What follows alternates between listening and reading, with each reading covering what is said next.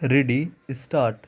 This court, while exercising the powers under Section 102 of Juvenile Justice Act 2015, cannot embark on any inquiry upon the gravity of the allegations or the charges oblique offences, and even cannot make any comment with regard to what transpired on 28/12/2019. Stop.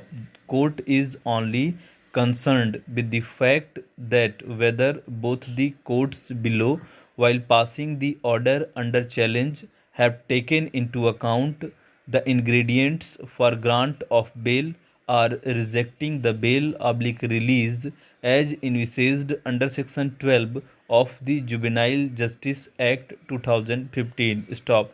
This court finds that the observation so made by the district probation officer is too far to be a ground to reject the bail oblique release application. Stop.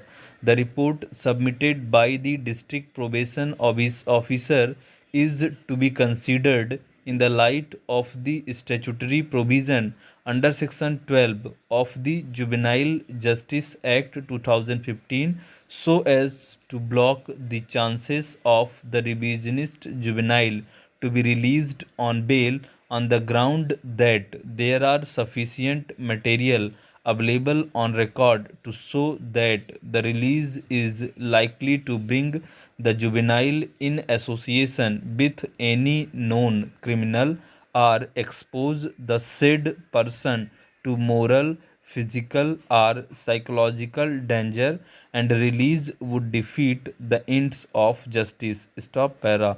Even otherwise, the basic object of engrafting of provisions under Juvenile Justice Act 2015 are reformative, and in case a punitive theory is sought to be adopted, that too in absence of any negative material available on record, then the very object of Section 12 of JJ Act 2015 would become redundant. Stop para. Broadly speaking, the order under challenge are the orders which are totally silent with regard to the fact that as to how and under what circumstances the release oblique bail of the juvenile will defeat the purpose of Section 12 of the Juvenile Justice Act 2015. Stop para. Needless to point out that the juvenile is in the observation home since 22/7/2020. Stop. Additionally, there is nothing on record to show that there is any criminal antecedents either of the juvenile or his family, and rather admittedly, from the perusal of the report of the district probation officer itself shows that there is nothing adverse, but presumptions have been drawn that in case, he is released, then the same would defeat the ends of justice. Stop para.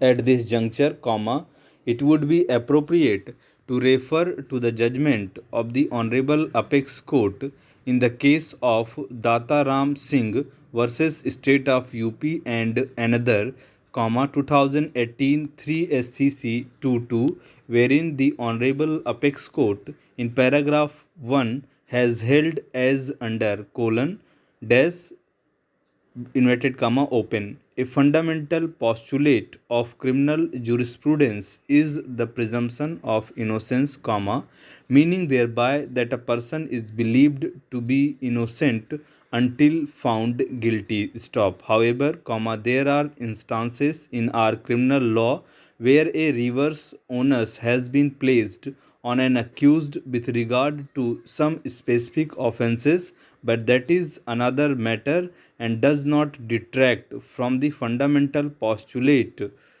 in respect of other offences. Stop. Yet another important facet of our criminal jurisprudence is that the grant of bail is the general rule, and putting a person in jail or in a prison or in a correction home, within bracket whichever expression one may wish to use is an exception. Stop. Unfortunately, some of these basic principles appear to have been lost sight of, with the result that more and more persons are being incarcerated and for longer periods. Stop. This does not do any good to our criminal jurisprudence or to our society.